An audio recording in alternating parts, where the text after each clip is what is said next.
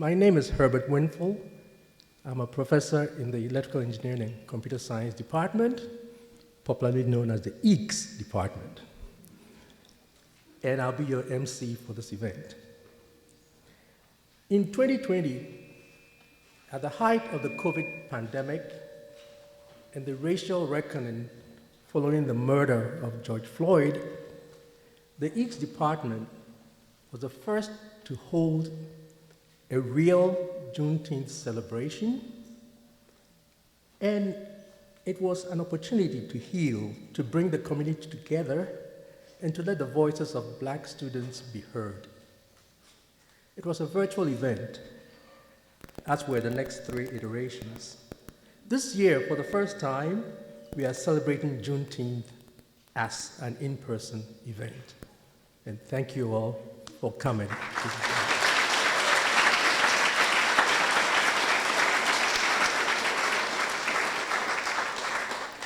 The theme of our event this year is Celebrating Excellence in People-First Engineering and Computing. And so we are gathering today to celebrate Black engineers and scientists who are making a difference in their fields and in the broader society. Now, let me mention that as you look around, you'll see some artwork on the walls.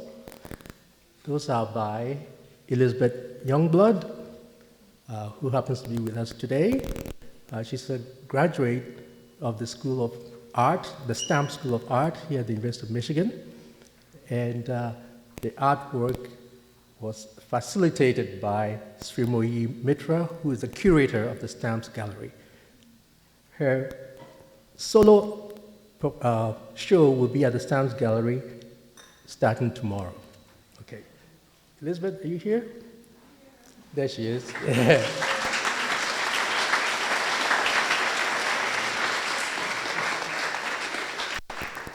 To begin our program, we are pleased to present a message from Michigan's Lieutenant Governor Garlin Gilchrist, an EECS alumnus who graduated from our department in 2005 with dual degrees in computer engineering and computer science.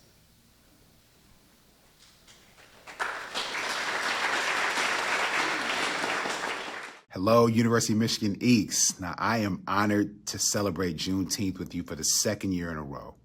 Now, EECS plays a special role at the University of Michigan and throughout our states. You make an incredible difference in preparing a new generation of people-first leaders and professionals to demonstrate the Michigan difference. You recognize that STEM and entrepreneurship are about solving problems and improving people's lives. You help students and leaders use their training to lower barriers, bring more voices to the table, and deliver real change. That people-first approach has a ripple effect. It inspires others to step up and solve problems in their own lives for their own communities. Today, let's all recommit to the principles at the center of Juneteenth: freedom, justice, and equality for all. Let us ask ourselves how we can continue putting people first and building a brighter future for our state. Thank you.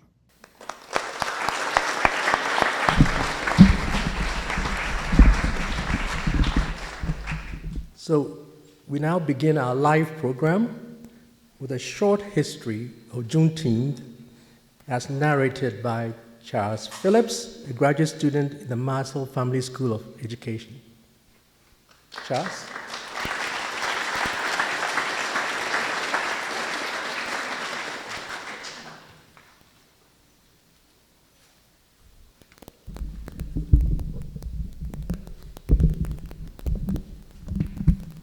Good morning. Good morning. Good morning. Right on, right on. My name is Charles Phillips, 3rd year PhD student at mathematics education at the Marcel School of Education. All right, education, yes. Let me go ahead and start with this most auspicious day in the history behind it. Juneteenth, also known as Jubilee Day, Emancipation Day, or Black Independence Day, is the oldest known commemoration of the ending of slavery in the United States. The first enslaved Africans were brought to the English colonies of Jamestown, Virginia in 1619. The U.S. Congress officially outlawed the African slave trade in 1808, but the domestic trade grew, and by 1860, there were nearly 4 million people enslaved in America, with most living in the cotton-producing southern states. On September 22, 1862, President Abraham Lincoln issued the Emancipation Proclamation, freeing all enslaved people in the rebellious parts of southern states of the Confederacy, and it officially took hold on January 1st, 1863. However, the Civil War was still in full swing, and the southern states refused to acknowledge or comply with this proclamation. After the Civil War ended in 1865, Union soldiers landed in Galveston, Texas, which is the most remote part of the slave trade, bringing news that the war had ended and that 250,000 still enslaved Black people were to be freed.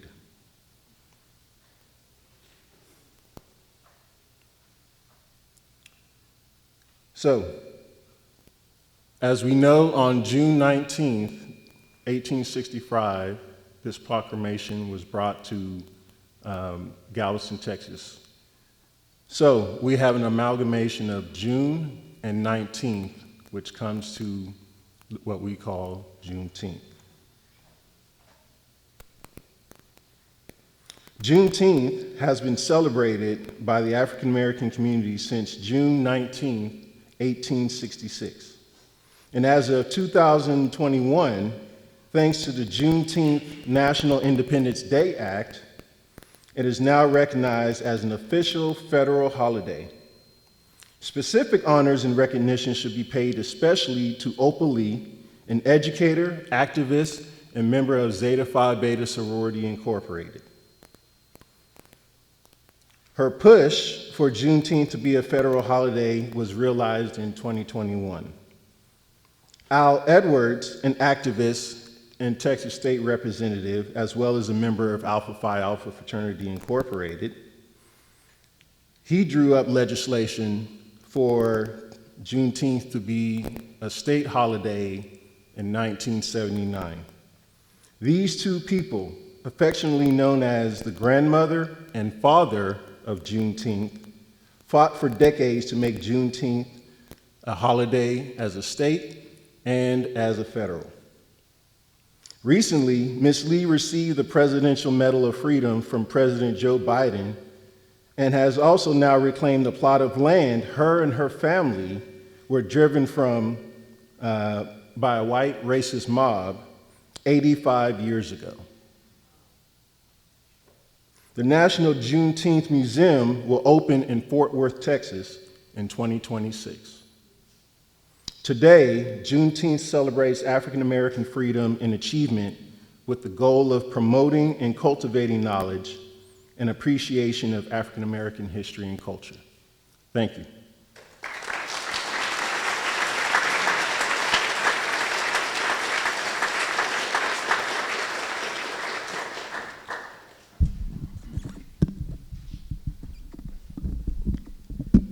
Thank you, Charles, for that great history of Juneteenth. Charles happens to be from Texas, so this is very personal to him. Yeah. Okay, so now we're going to have an abridged reading of the Emancipation Proclamation. The parts you will not hear are the recitations of the numerous states that were then in rebellion, in the various counties in some states that were not. It's a rather lengthy recitation, so we'll spare you that. Now, the reading will be presented by the following members of the Graduate Society of Black Engineers and Scientists, all of whom are PhD candidates in engineering. Micah Thorpe, Mechanical Engineering, Emma Dodu, Engineering Education Research, Dauda Audu, Climate and Space Sciences and Engineering, and Tolu Lawal, Materials Science and Engineering, whose birthday just happens to be today as well.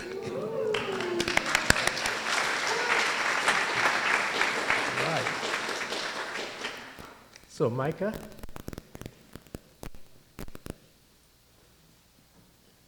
Good morning, everyone. So I'll start off. By the President of the United States of America, a shortened proclamation that on the first day of January in the year of our Lord, 1863, all persons held as slaves within any state or designated part of a state, the people whereof shall be then in rebellion against the United States, shall then, thenceforth, and forever free. And the executive government of the United States, including the military and naval authority thereof, will recognize and maintain the freedom of such persons, and will do no act or acts to repress such persons or any of them in any efforts that they may make for their actual freedom.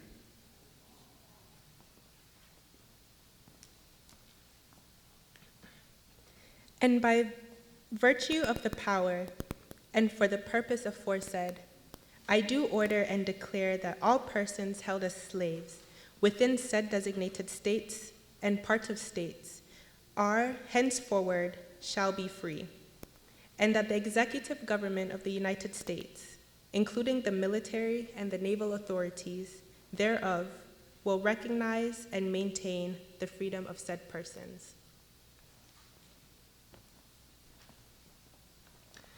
And I hereby enjoin upon the people, so declared, to be free, to abstain from all violence, unless in necessary self-defense. And I recommend to them that, in all cases when allowed, they labor faithfully for reasonable wages. And I further declare and make known that such persons of suitable condition will be received into the armed service of the United States to garrison forts, positions, stations, and other places, and to man vessels of all sorts in said service. And upon this act, sincerely believed to be an act of justice, warranted by the Constitution upon military necessity, I invoke the considerate judgment of mankind and the gracious favor of Almighty God.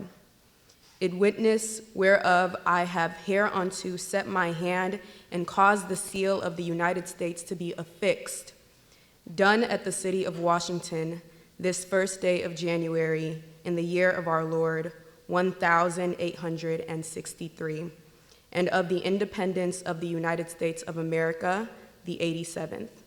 By the President, Abraham Lincoln, William H. Seward, Secretary of State.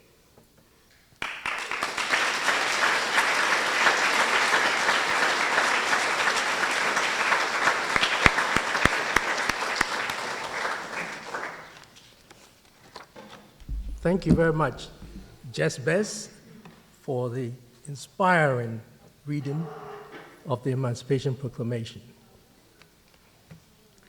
In 1900, some 37 years after Abraham Lincoln signed the Emancipation Proclamation, James Weldon Johnson wrote the lyrics for Lift Every Voice and Sing as a poem to be recited by a group of school children on the occasion of Lincoln's birthday.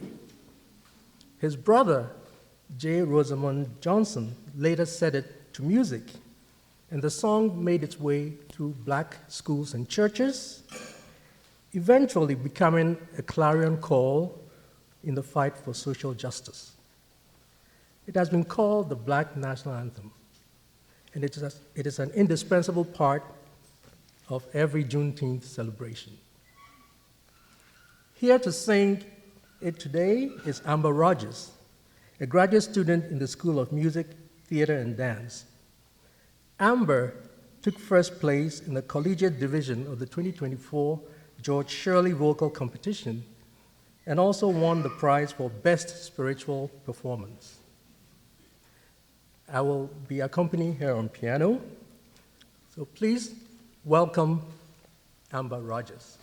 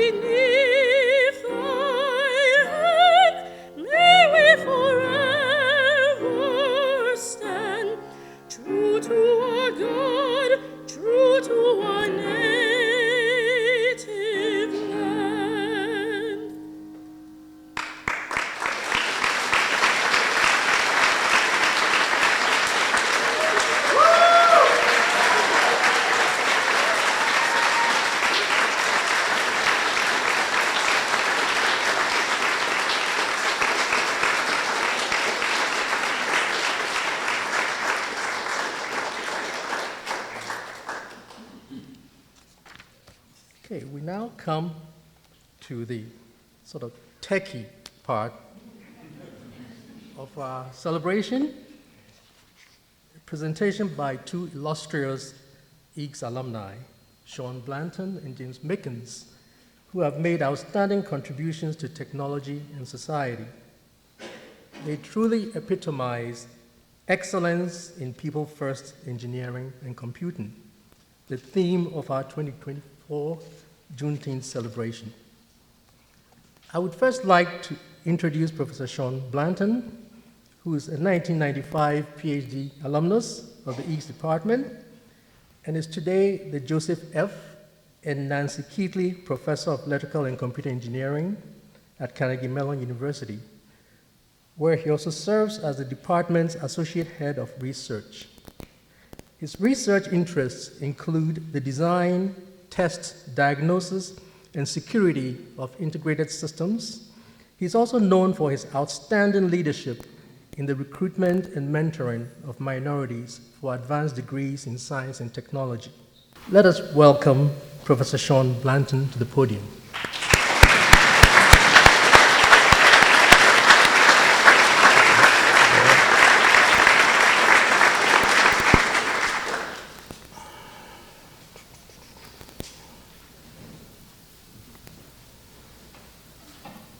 Actually, James, do you want to start? I don't want to follow what just happened here with the wonderful music. Thanks again for having me here today on this special occasion. It's a real treat and a pure pleasure to be with you today. And again, my name is Shawn Blanton, professor in ECE, Electrical and Computer Engineering Department at Carnegie Mellon University, where I do currently serve as the Associate Head of Research, but also in the past, Associate Dean for DEI for the College of Engineering and the Vice Provost for DEI for the entire university. So when I was invited here by Herb, I was told that I could talk basically on any topic of my choosing, ranging from my personal journey to my research. And what I thought I would do is actually talk a little bit about both, right? And on the research side, I'm going to talk with you about some work that me and my colleagues at Carnegie Mellon have been trying to get off the ground that we call EES. And this stands for Empowering Access for Social Equity. So first, a little bit about me, in particular, my education perspective.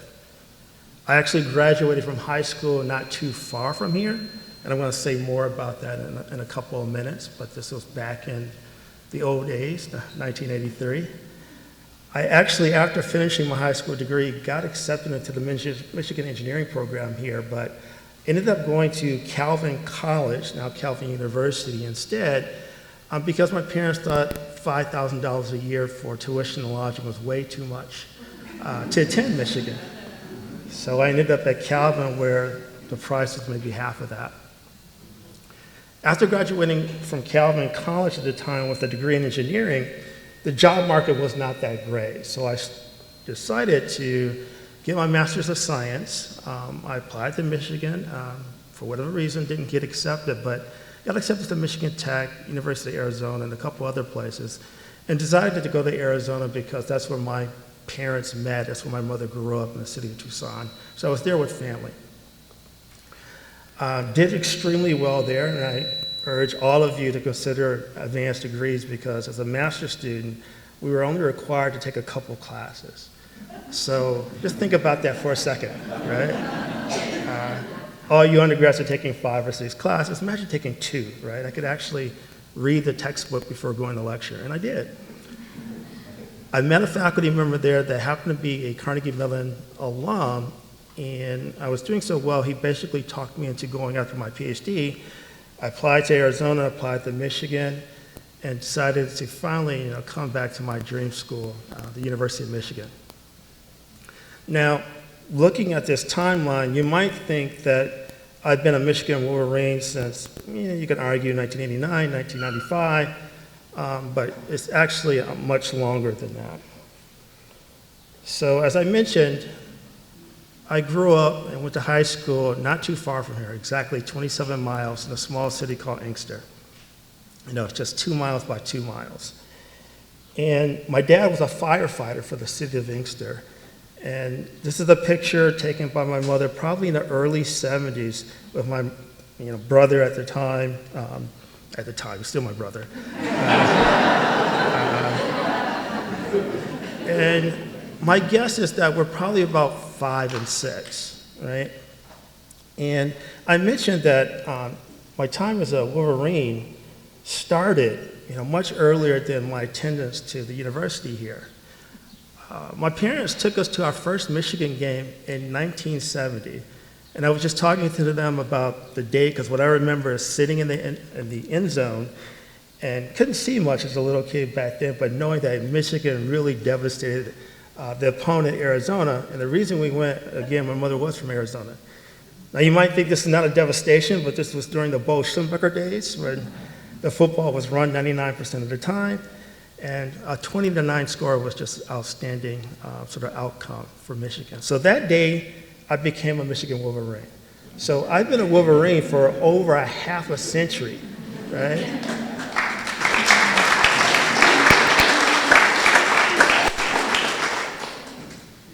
Okay, who are my favorite Wolverines?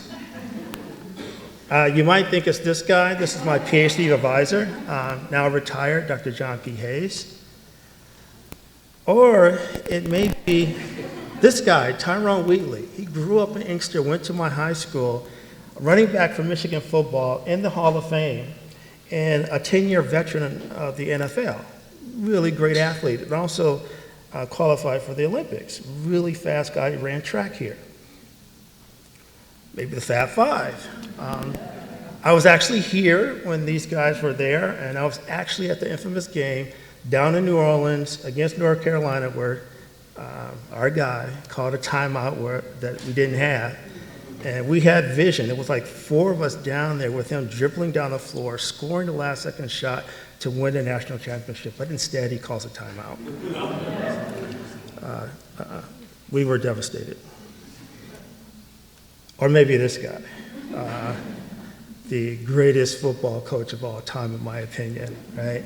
So, which of these people are my favorite Wolverine or Wolverines? Anyone want to guess? I'm here. Actually, none of them. My favorite Wolverine is back there. Stand up, Adrian.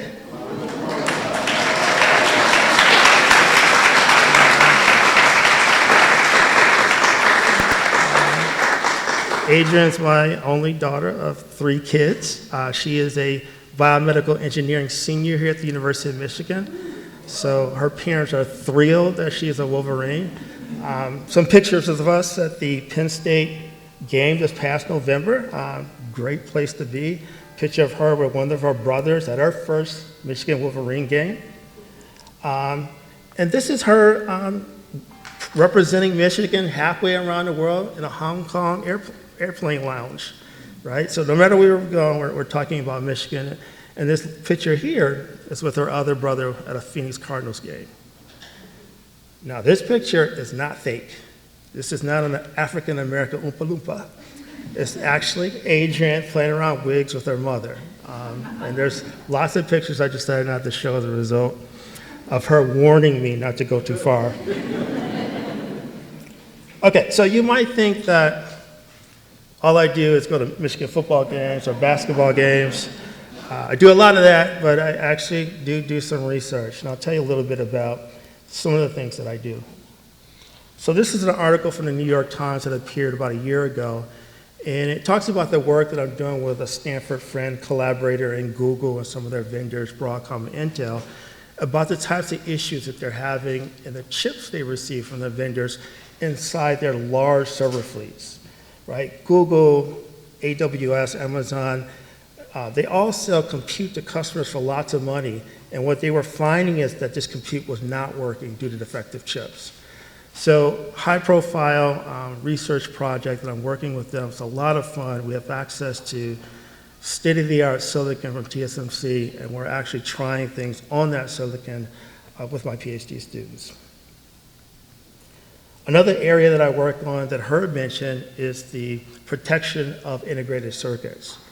And so one of the issues that we worry about a great deal, especially the US government, is third-party adversaries getting a hold of electronics that are very sensitive to our nation's defense, right? So I work on how to design integrated circuits so that if you get a hold of them, you don't understand what they're doing, right? We call that design obfuscation. Now, we get lots of sponsorship, lots of funding from industry, foundations, from the government itself. And these are some of them my collaborators and support over the years. And it's just a fraction of them. But one of the things that all faculty know that do research, that you have to have a stream of resources in order to do this kind of work by the PhD students. And by the way, these two logos at the bottom, you didn't see them. I won't talk about them. They shouldn't be here, but they're here. Okay, so let me tell you about this project that we call EECS, Empowering Access for Social Equity. Now, it turns out that in this country and even around the world, there's tons of resources available to help people on the margins, right?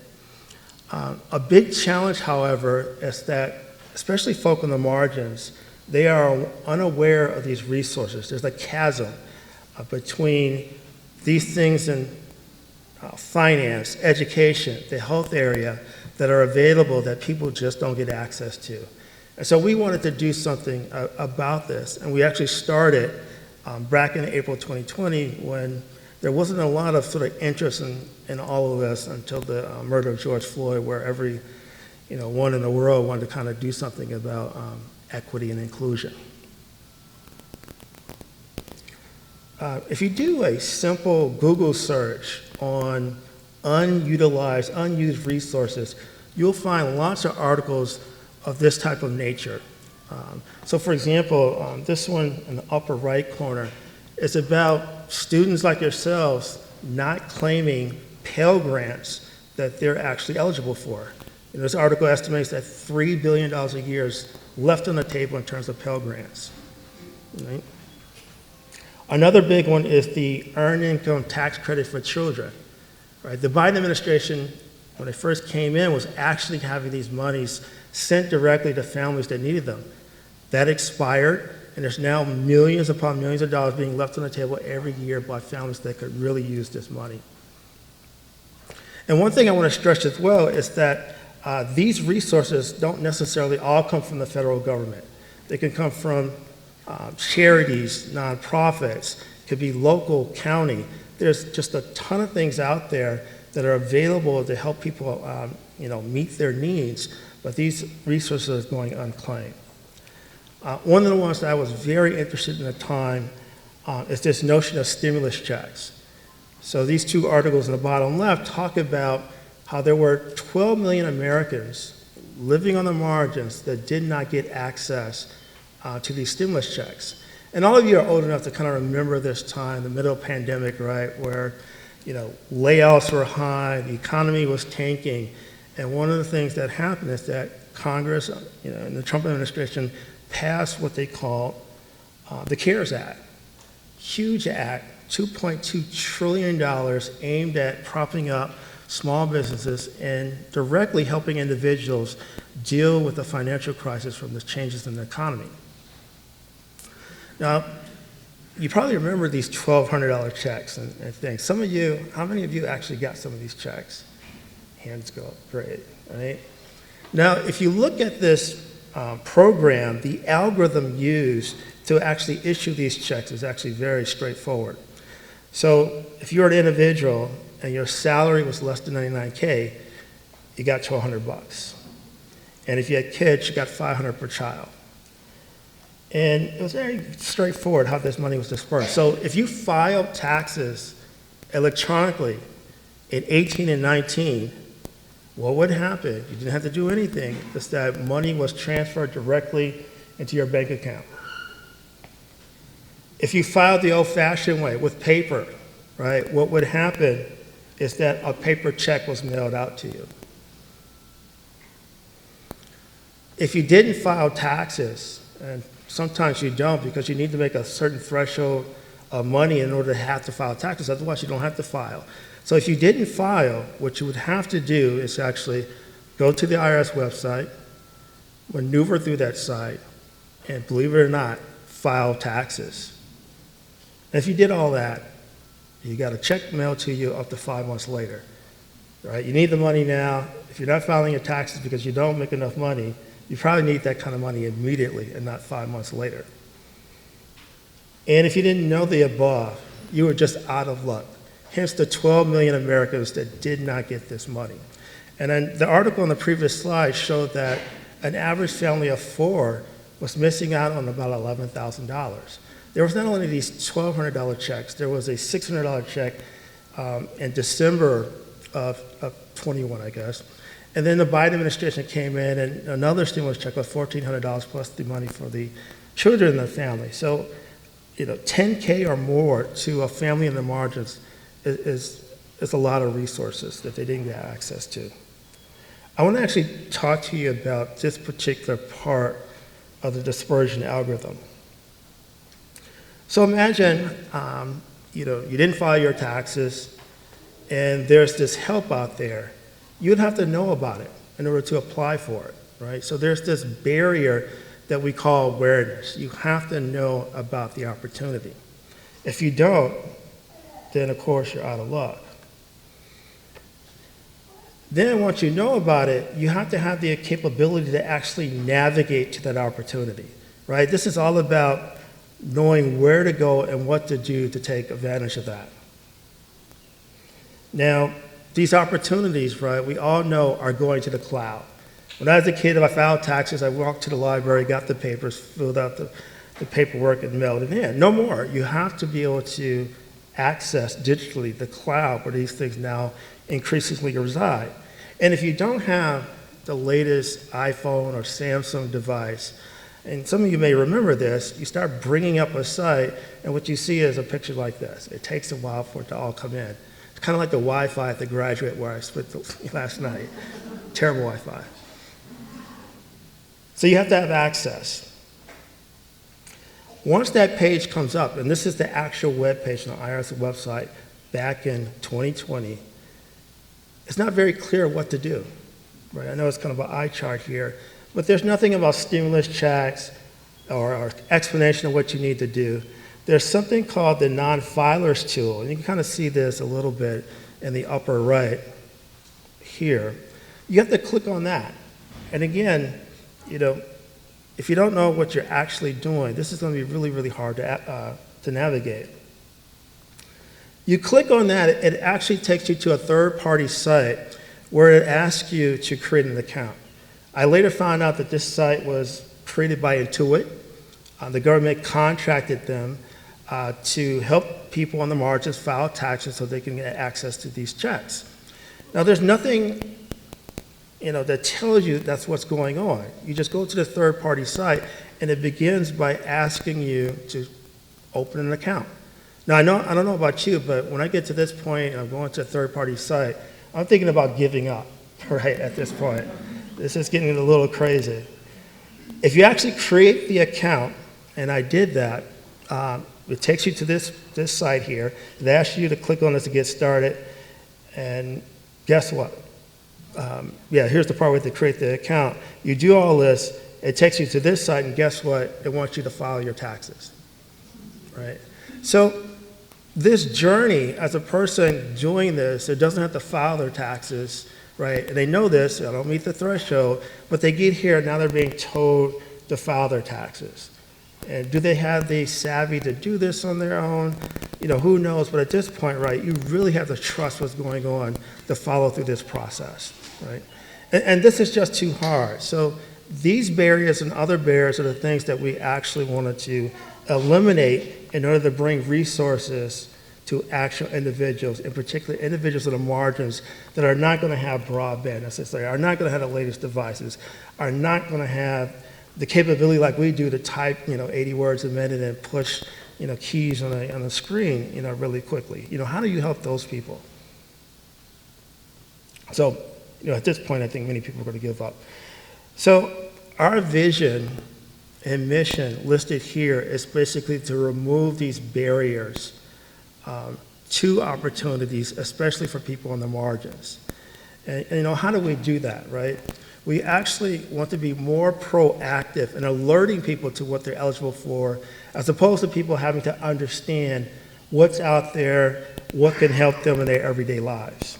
I want to start describing this busy slide right down here at this individual, a little icon of, say, an African-American mother in Pittsburgh.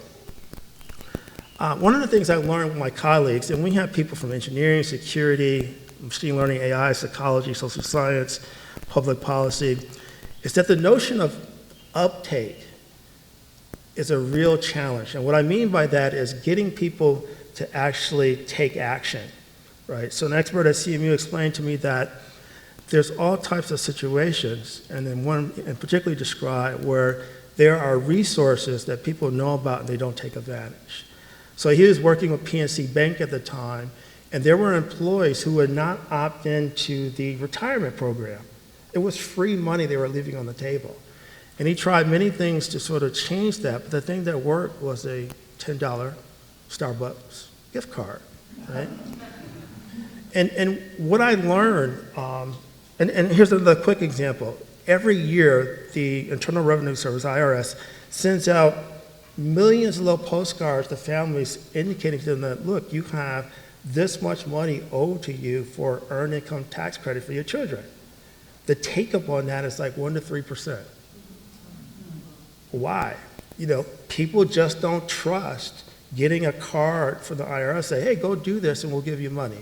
It's like, yeah, right. So down here at the bottom, what we learned very quickly, I learned very quickly, is that making that connection to someone on the margins requires a trusted entity, friends and family, or a church organization. So creating this platform is just not sufficient. They won't come if you create it.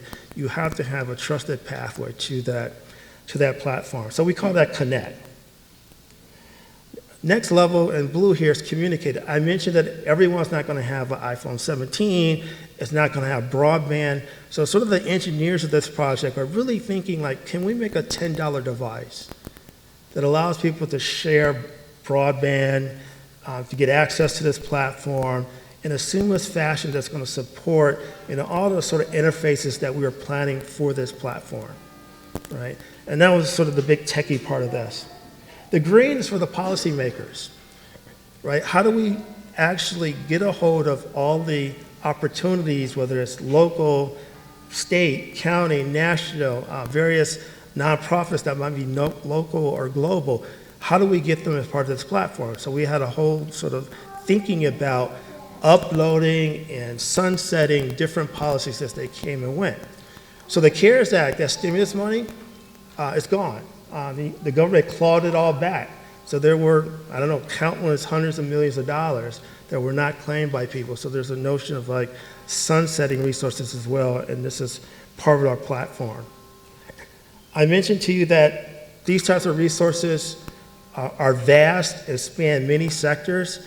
If you do any type of search on financial aid, education, the health area, assistance for low-income people to buy a house, there's tons of things out there that people just don't know about and don't take advantage of, right?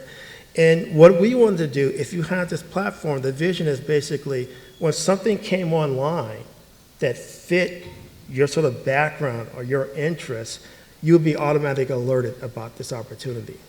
And more, this opportunity will be explained to you in terms that you can understand. All the fine print will be digested and sort of given back to you in a way that you can make an informed decision. Not like we all do now. We scroll and click, right?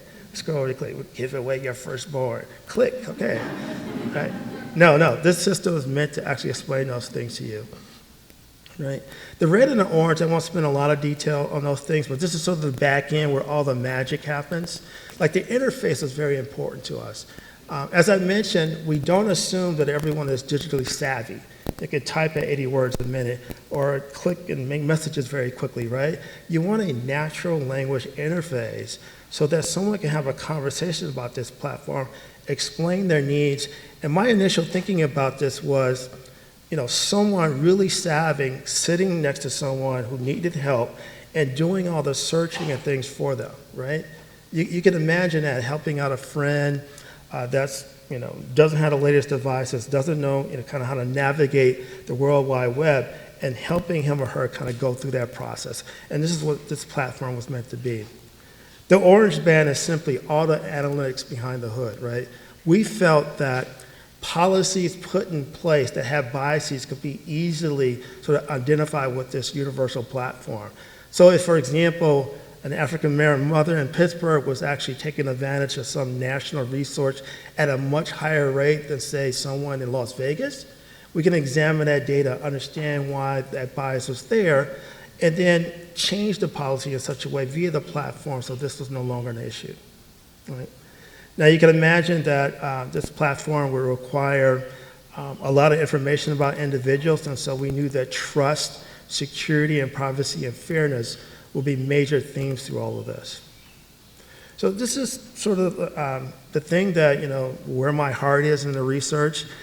We've been talking with the Gates Foundation, the World Bank, and things about these things, and we're hoping to get a large infusion, 10 million or more, into this platform so that the vision of a nonprofit in 10 years that's nationwide actually comes to fruition. So with that, I'll say thank you. This is ChatGPT's version of trying to write thank you and happy Juneteenth. I'm not sure why, but that thing cannot spell.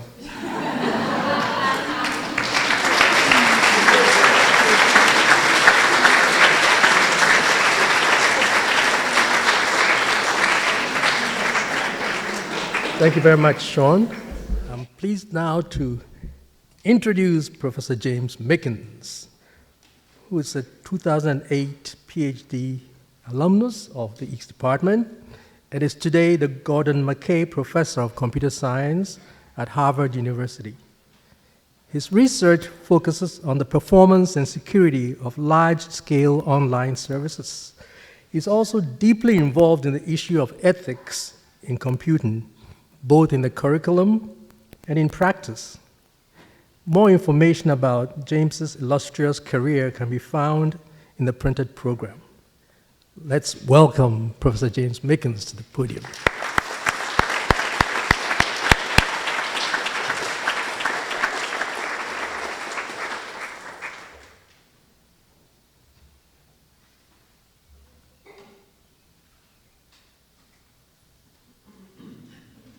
Can you see the slides?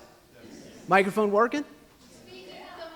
Speak into the mic. All right, that's Hollywood stuff right there. Thank you very much. Okay, so I'm so glad to be here. I'm so proud to be an alumni of here. I used to be in this very building. I spent countless hours of my life working on assignments right up there, okay, in the dude. So I'm very happy to be here. I got the same, instructions from Herb, talk about whatever I want to talk about.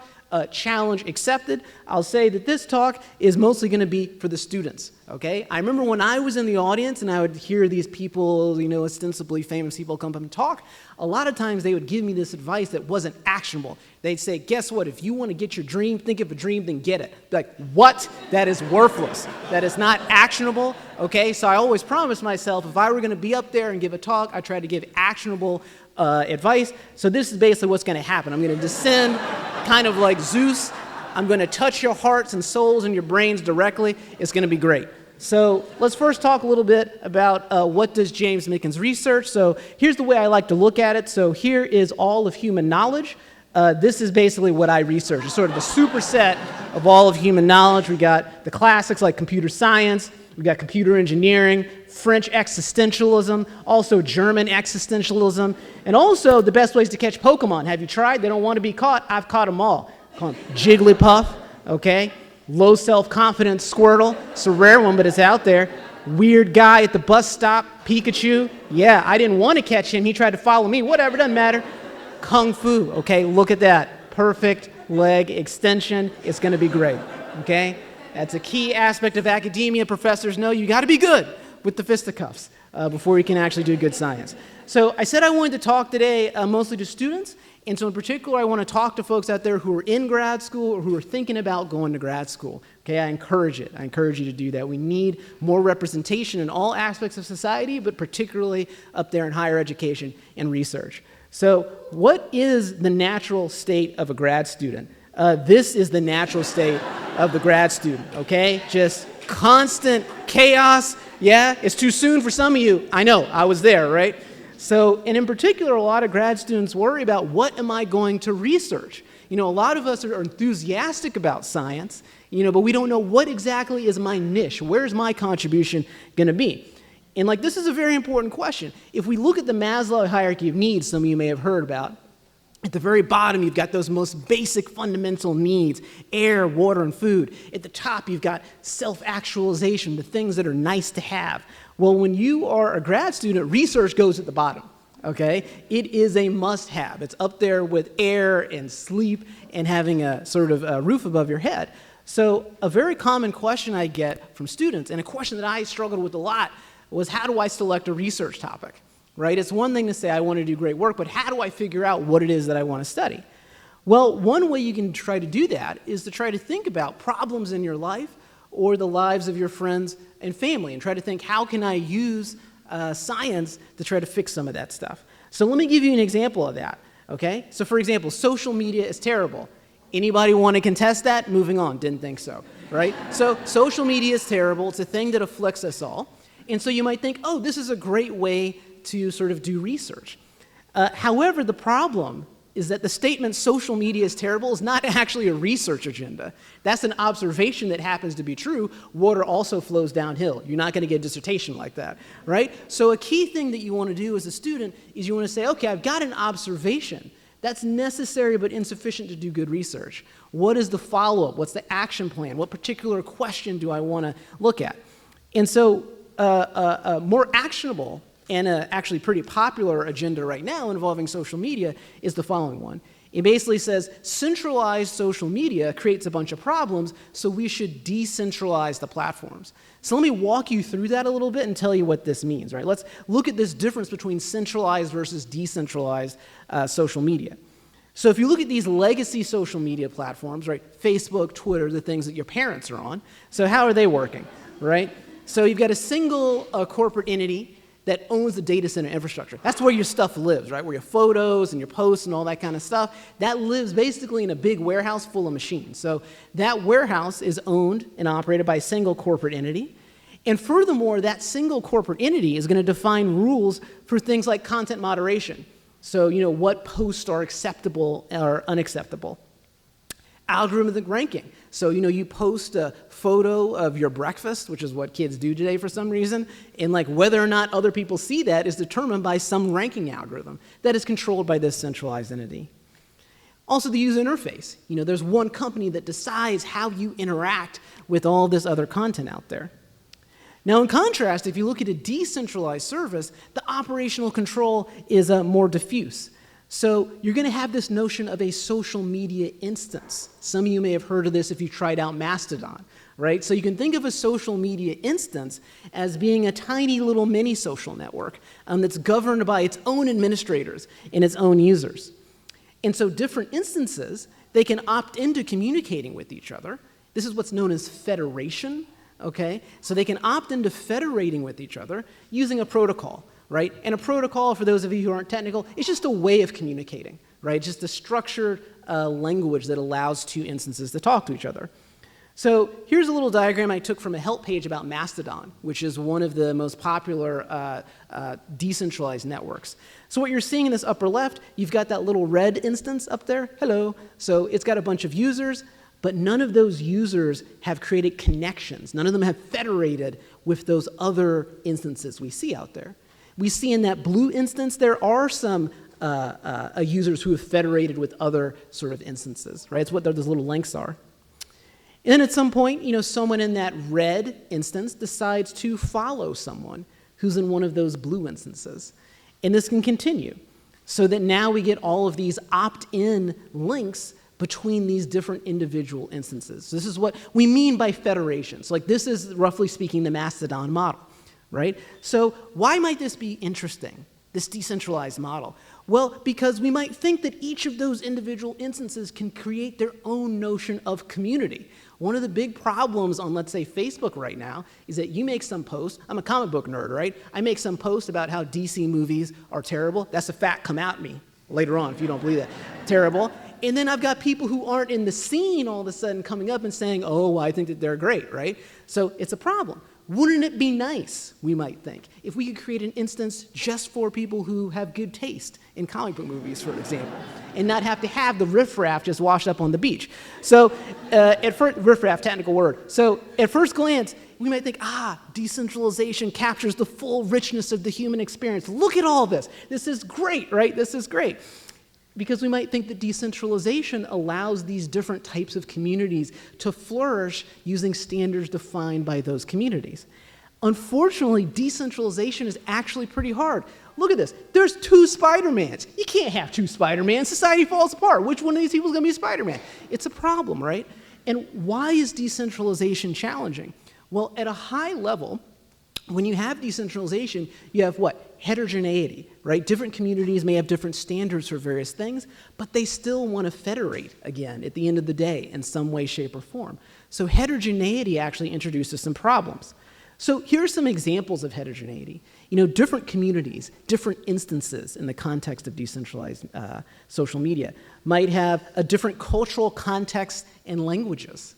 Right? So different communities might not speak sort of a dominant Western language. That might lead to differences in understanding about what is offensive and what is not, how those offensive concepts are expressed.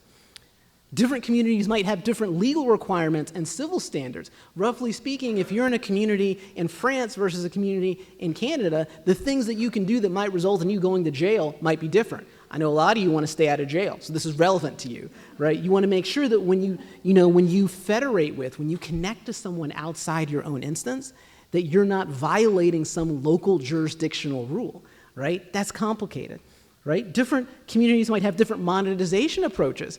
Some people out there, they will run ad blockers aggressively. They don't want to pay for a red cent. I know when I was a student, I hope there's no law enforcement out there, okay? I happened to have certain techniques on the internet for acquiring certain movies that I couldn't, not me, someone who looked like me and cohabitated my body, but it was not me. That person buys stuff now. But that's interesting. Other people are willing to pay for subscriptions, right? So how do we think about these different models of monetization across different instances? Different users might have different amounts of money. I mean, as we all know, students in the audience, it's tough sometimes. You've eaten ramen for 7 days in a row. You just consist of sodium. That's not good. That's not a steady state. And so big old pillar of sodium can't be paying money for subscription fees. So that's interesting. How do we deal with that type of heterogeneity? Different communities may have different abilities to administer at scale. Right? So for example, imagine you've got a community for a particular marginalized group. It's a safe space for them. Okay? That's positive. But then what if they incur higher trust and safety burdens, higher moderation burdens, because they are disproportionately more likely to be the target of abuseful content? Right? That's interesting. Will they have enough people to be able to volunteer or to pay to act as moderators? And furthermore, different communities may have different notions of identity. So for example, some people are very comfortable sharing their real name, their social security number, their genome, on the internet. Other of us, we would prefer pseudonyms or maybe totally anonymous identifiers. So once again, how do we deal with this type of federation in these heterogeneous situations? So we look at all this stuff, and from the trust and safety perspective, the TNS perspective, when I say, oh no, we thought we were getting all these great benefits by decentralizing, but now there's all these sort of problems that come about from dealing with this heterogeneity. And meanwhile, over in Facebook land, diversity is our strength, right? So, you go talk to the Facebook people, right? And they say,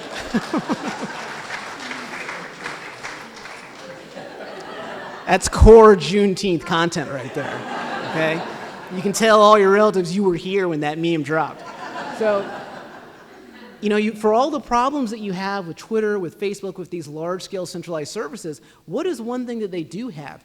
Resources, money, computers to throw at problems, okay, which you may not have when you're looking at these smaller communities. So a research question I've been looking at a lot recently is how should we deal with trust and safety issues, content moderation, anti-abuse, stuff like that, in the Fediverse, given that we have all this heterogeneity?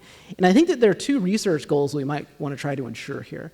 So first, ensure that small instances, so small social networking communities, have the ability to perform effective trust and safety operations, right? Like one of the big challenges right now, if you wanted to go out and form a Mastodon community yourself, is like, what happens when someone posts one of those torrented movies on your instance? What happens when you get that takedown notice? Are you going to be able to take it down quickly enough? Are you going to be in trouble on the hook for this stuff? By the way, you probably didn't go to law school. You know, how do you know how to deal with this kind of stuff? So one thing I want to ensure is that for these small communities, which in some sense we're hypothesizing are going to be these sort of engines of social healing and community fostering, how do we make sure we can do good trust and safety operations on those small instances? And the second goal is that across this Fediverse that has this heterogeneous set of users and communities, we want to ensure a global baseline for human dignity. So, you know, despite the fact that different communities might sort of vary along some axes of like what's acceptable, what's not, we want to make sure that we still have that sort of foundation where we make sure there's a minimum quality of experience here. And I should caveat this here, I should really say we're trying to ensure this baseline for the reasonably behaved instances. You know, there's always going to be bad actors and bad communities that just want to sort of be like, you know, 4chan, for example. But, you know, ignoring 4chan, I see say 4chan, professors, look at those 4chan users there, not safe. But, you know, ignoring them for a second, we want to make sure that we have this global baseline for great experiences on federated social media. So how might we do this? Well, one thing that I like to think about as a professor is think about analogies, okay? So analogies are oftentimes sort of inspirational. So on the internet, like the classical internet, when we look at the thing that was invented, you know, back in the 60s and 70s, they had this concept of a narrow waist of IP. This is going to get a little bit technical now, but what does this mean? So, you know, in computer science, we're very fond of these stack diagrams, right? It shows you like low-level technologies that are the foundation for higher-level technologies, that are the foundation for even higher-level technologies. And like roughly speaking, what this diagram is saying is that at the very top, we have all these protocols that deal with the content that you as a human see directly. So like HTTP, that's how you get content in web pages, for example. SMTP, that's how you interact with email services, for example. So at the very top are the human-facing services. At the very bottom, there's physics stuff, right? Because at the very bottom, that's like, how do we actually use our mastery of electrons to communicate via Wi-Fi, via wired connections, so on and so forth. And so we see there's a ton of protocols up top, because there's a ton of applications we want to support. There's like a ton of stuff at the bottom layer, because like there's all kinds of crazy materials and like physics things we can do to communicate information. But in the middle, we have IP, which roughly speaking is a protocol from getting information from one computer to the other, regardless of if we're using Wi-Fi, wired stuff, regardless of whether the protocol at the very top is the web, it's some app traffic, so on and so forth. So I thought about this, and I thought, okay, maybe what we need then is a narrow trust and safety waist for the Fediverse. And so what does this mean? So you can imagine that we've got these protocols for decentralized social media here. The details don't make a difference. Really, it's this analogy that's the interesting part. So maybe the narrow waist that we should have in these decentralized protocols is a trust and safety schema, right? A way of describing the content that's posted on these social media services that make it amenable to abuse analysis and to trust and safety analysis and content moderation analysis and so on and so forth.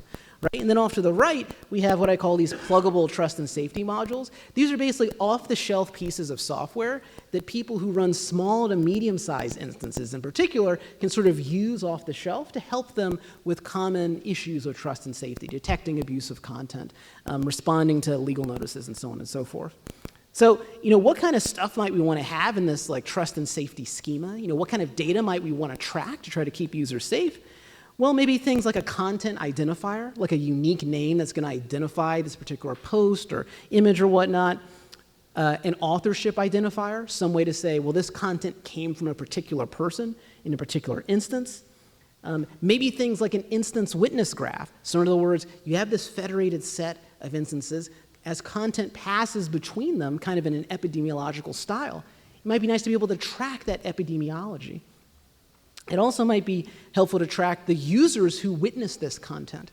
That can be helpful later on when you're looking at things like reach, how many folks were impacted by this. And you might also want to track things like a prior verdict list. So when other instances saw this content, how do they adjudicate it with respect to trust and safety? So, obviously there's like a lot of privacy implications here, right? That's why it's research, trademark, copyright, So like there's a lot of stuff to work through here, but like my fundamental provocation is that when you look at these trust and safety sort of issues, that support should be baked into those protocols natively. It shouldn't be grafted on after the fact. So here's sort of like a flame-baity take. The original sin of the internet, back as it was created back in the 60s and 70s, was to not think carefully about issues like confidentiality, integrity, and authenticity from the beginning. We deal with these problems now all the time when we go to a phishing site and we don't know if it's the actual real Bank of America or if it's like the Bank of America with two B's at the beginning. Doesn't sound right, but maybe they decided to change their name. I don't know, right? And so back in the day, people thought, oh, the internet's small, it's never going to take off. Why should we think about this stuff? But this is the thing. This is how you look when you try to hide your sin from God, okay? We are now dealing with the ramifications of not thinking about security and trust issues strongly. And my claim is that when you look at the social media v1.0 protocols, the Facebooks, the Twitters, and stuff like that, their sin was to not think carefully about trust and safety from the beginning, okay? And so I think the Fediverse should not repeat these mistakes. So protocols that exist right now in this space, like ActivityPub, they do think about cryptographic-related byte-level safety. So did someone modify these bytes as they were moving through the internet? But they don't talk a lot about these sort of content safety, user safety sort of issues there, and that's very problematic. So in summary, here's the elevator pitch for the research I just described. The problem is that decentralized approaches to social media introduce new challenges in trust and safety. Small instances and community heterogeneity make scalable, efficient moderation hard. And if we don't add these core trust and safety features to core Fediverse protocols, we're going to repeat these foundational design mistakes of the core internet. And so my proposed solution is a narrow ways for trust and safety in the Fediverse. The first goal is to ensure that the small instances have this ability to perform effective trust and safety operations. And the second goal is to ensure that global baseline for human dignity, with the key challenge being privacy. So why do I sum up that elevator pitch there? Well, it's because elevator pitches are very important. Once again, this part's for the students in particular. A lot of students think, oh, well, if my research is good, I don't need to worry about communication skills. Okay? Guess what? Doesn't work like that. Plenty of brilliant people out there don't know how to communicate. They live under a bridge. So you got to learn how to communicate, right? So, okay, so how do you learn how to describe your research interests? Well, the weird thing is that like describing one's research and really just doing research in general is deeply unnatural. This is something that is not told to a lot of students, but like language, I think in general is natural. Doing research is unnatural because the universe doesn't want to reveal its secrets. The good thing is that it can be learned. So even if you're a good communicator in non-technical scenarios, you'll need to practice how you communicate research ideas and results clearly, right? This happened to me, I remember this very clearly. I came out of Georgia Tech, undergrad, had an 18.0 GPA out of 4, knew how to talk. I was going to come in here, shoot the club up, right? So I came here to Michigan, right? I started writing papers. How hard can it be, okay? Here's an artist's visualization of the advisor of James Mickens upon reading the first technical paper by James Mickens. What? Dark times, okay? So you got to practice this stuff. So when you read or when you hear other people, think critically about their communication style, right? Is the motivation for their research solid? Is the new proposal described well enough to allow for evaluation and reproducibility, right? Does the proposal explicitly differentiate itself from prior work? And perhaps most importantly, you should willingly seek out friendly people to annihilate your drafts so that unfriendly people won't do that in the future. Find the nicest mean people that you know and just have them pummel you constantly, and like eventually you won't need them anymore. You won't need them as much because you'll be practiced. And so one thing I always tell students is like, don't be upset by the results you didn't get with the work you didn't do. You know, people sit around and say, why don't I know how to give presentations? You didn't practice, son, so why do you think you're going to get better at that? You're not just a plant. You're just going to naturally just accept water and light from the world and then learn how to communicate well. And so another thing I want to tell students too, and this is sort of the last major point I'll make, is that pitching to professors, right? Describing ideas to professors is particularly important, whether it be your advisor, whether it be other people just out in the world. Why is that? So let me give you the psychological description of a professor that I wish someone had given me when I was a student, okay? This is a deep cut, all right? So there's like this myth of the absent-minded professor, okay? A person who's friendly but quirky, who's smart, but we kind of forget things, like a character from a sitcom. Well, let me give you some knowledge today, okay? So professors are not absent-minded, okay? They are overworked, and they hear bad ideas all the time.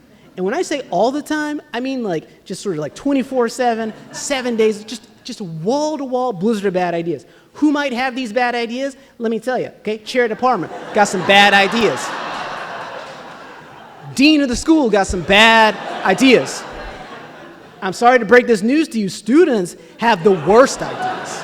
That's why you're in school, because you got rocks in your head. You want to replace those rocks with some good ideas. I was like you, okay? So what does this mean for me? You might be saying. It doesn't sound like a message of hope just yet. So what does this mean if I'm a student, right? So what this means is that when you talk to professors, your most important goal is to refute the assumption of incompetence in a short amount of time.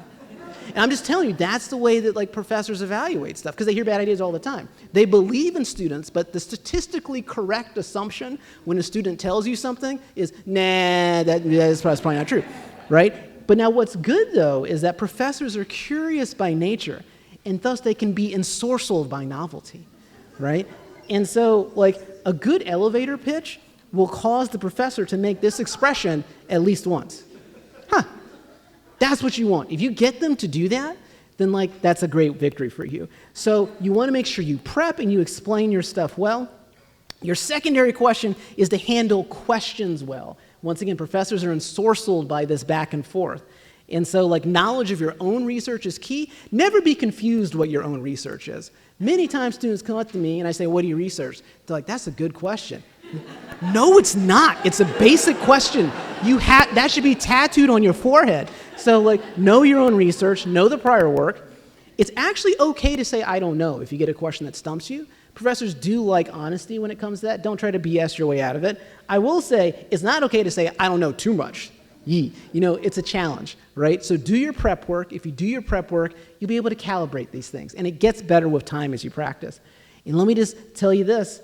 Your tertiary goal, your third goal is to be stylish while accomplishing the other goals. It's your third goal, though, okay? A lot of people all of a sudden try to innovate in being stylish first. Do not innovate until you've achieved the first two goals, okay? You don't want to be what I call the what it is person. Every culture has the what it is person. They dress up super nicely. They're a clown, right? For me, like, you know, you go to the barber shop, you be getting your hair cut. This guy comes in, wears a really crazy looking suit. He says, okay, so what it is, if you give me $5, I can give you 10, then I keep 2, but then you get the rest. If you give me $20, I'll give you 100, I keep 3, but then and you're like, what? No, reject it. So don't worry about telling jokes, looking stylish, all that kind of stuff, till you've got everything down with respect to communicating your ideas clearly. And so in the final 2 minutes, I'll give you some bonus life advice because I'm an alum here, and I trust we're all family here, so I can give you bonus life advice that you wouldn't get if you went to like a different school, okay? First piece of advice, if you ever appear in a court case, try to select a courtroom sketch artist. Some of you know this already. I was an expert witness in the Epic versus Apple trial, okay? They did a sketch of me. My. Let's just zoom in there and just check out what's going on there, man. Whatever it is I have, it's not going well. We know that. So try to recruit that person. Bonus life advice part 2. So if you become a professor, plan your sabbatical adventure early. So like I was supposed to have a sabbatical like over the pandemic, and I pushed it off because I thought I was going to travel and all this kind of stuff. So eventually what I decided to do, I formed a one-man band. And so it's just me, it's 10 times your master up there. Now what's great is that like I'm all these people. And like one of the most fulfilling things in my life is trying to explain this concept to my southern relatives. It just blows their mind, right? I talk to people, so you mean to tell me that you're in a band, but it's just you? I'm like, yeah, 10 times your master, but it's just one person. Yeah, it's just me. It's actually 5 people, but I'm actually each one of those 5 people. Individually, who's 2 times your master, but in aggregate, we're 5 times your master. Let me know when it drops, son. I ain't got time for this. So anyway, I'm really glad that I thought about what to do with my sabbatical, because as it turns out, we're only on this planet for a finite amount of time. It's like a heavy message. And so I'm really glad that I thought about this, carved out the time for it. And one thing my advisor always told me is, be intentional about your life. That's so important. Be intentional about your life because you have a finite amount of it. So in conclusion, try to find research topics that would make a life better for you, for your family, for the community that you're in. Be intentional with your career, particularly when you're thinking about how to communicate with other folks. Communication is so key, even for engineers. I would even say particularly for engineers. A lot of us want to come to engineering school and think it's just all about, running the experiments, doing the math. But communicating is the differentiator between people who are good and the people who become great. And finally, I just say, have fun. Because like I said, we got a finite amount of time here, and you make the best out of it. That's what you try to do. So thank you very much. It's been great talking to you.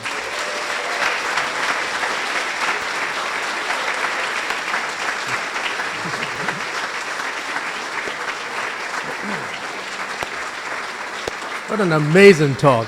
Thank you so much. Now, thanks again to our returning alumni, Professor Shawn Blanton and Professor Mickens.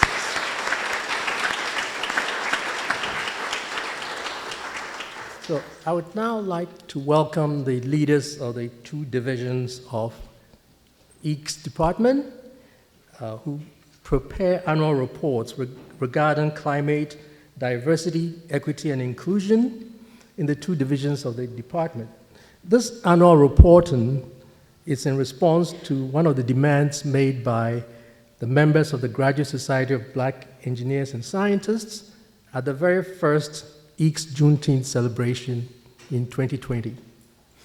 So first we'll hear from Professor Atul Prakash, the Associate Chair for Computer Science and Engineering, and then from Professor Jeff Fessler, the William L. Root Collegiate Professor of Electrical Engineering and Computer Science. On July 1, Jeff will assume the role of interim chair of ECE, and Atul will become the next chair of Computer Science and Engineering.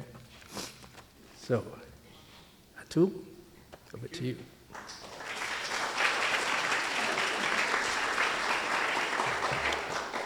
So, first of all, thanks to Shawn and James and Amber there for fantastic presentations and singing as well. And just saying something about James a little bit, he gave a fantastic speech on security at a keynote in 2018 at Usenix Security. I still remember that one. Still the same James, and I'll be assuming the role of the chair giving bad advice from July 1st, so welcome to that. Okay, so on a more serious note, the Juneteenth celebration is an important way for us to recognize and reflect upon the challenges that Black individuals still face in our field, and the steps we need to take as a community to effect change. And CSC's annual Climate and DEI report documents the work that CSC faculty, staff, and students have performed in this space over the last year. And it provides valuable data for assessing and improving our efforts as we strive towards making CSC a more inclusive place. And included in this year's report will be detailed summaries of students' enrollment and faculty recruiting data, as well as the summaries of activities related to CSC's undergrad mentorship program, as well as our increased investment in recruiting activities at Michigan community colleges, and as well as improving our efforts in improving the student experiences in intro-level courses where there's a big transition for our students. And expanding on these and other efforts is central to CSC's vision and the future, which is to lead in computing, support a welcoming community, and empower every individual to reach their full potential. And as of today, the 2024 report, as well as the past CSC climate and DEI reports, are publicly available on the CSC Climate and DEI website. We will send a report to the Graduate Society of Black Engineers and Scientists as requested at the first EECS Juneteenth event in 2020. And the CSE and ECE divisions of EECS operate cooperatively, but also independently. So there'll be 2 reports. And Professor Jeff Fessler is going to talk about the ECE report. Thank you very much.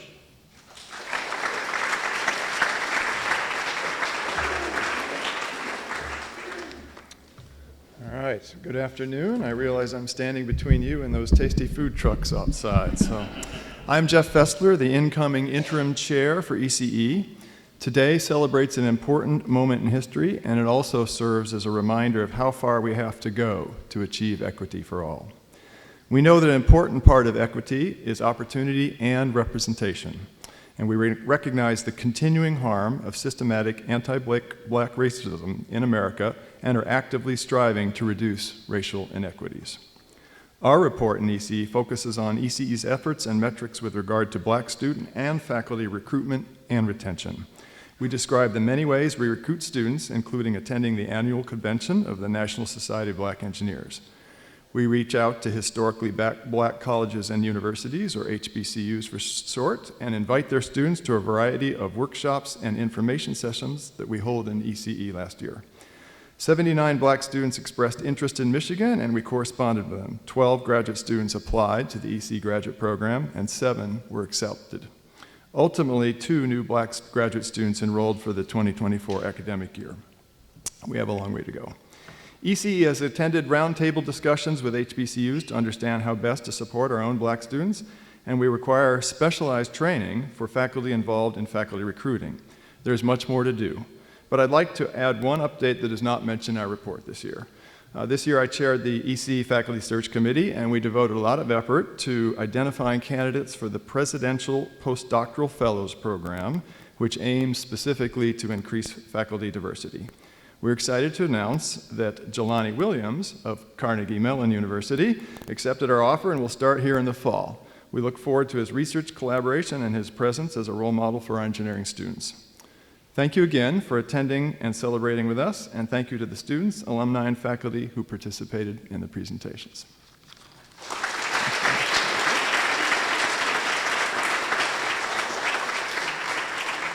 Okay, thank you, chairs, for your reports. So this concludes the indoor portion of our Juneteenth celebration. So let's thank once again all the speakers, performers, and everyone who helped make this a great occasion. So.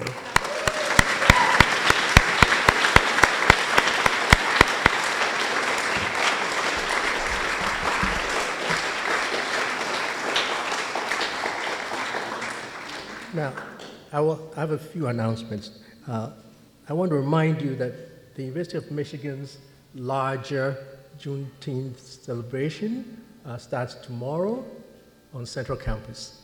So you're all welcome to go check it out tomorrow. Outside in the Gerster Grove, you will hear a performance by the University Carillonist, Tiffany of works of black composers, including the Midwest premiere of Invisibility by Emmy Award winner Jasmine Ariel Barnes. You will also hear Lift Every Voice and Sing, again, but this time on the Carillon, as well as An Evening Calm, composed by my grandfather, Charles Emmanuel Graves.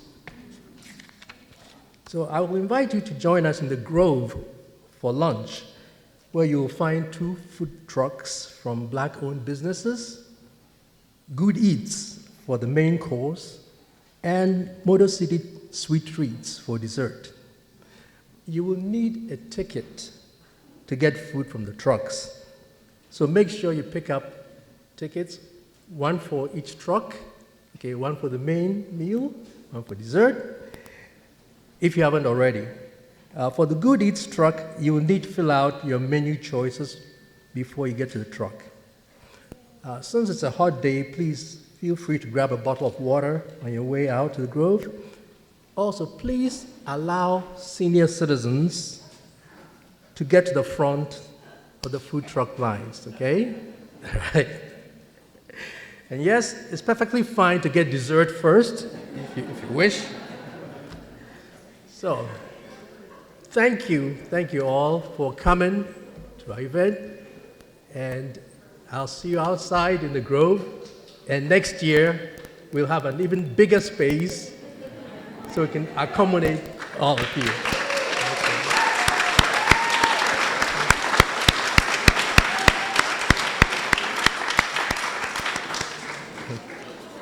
Hi, I'm Tiffany Ng, and I am Associate Professor of Carillon here at the University of Michigan.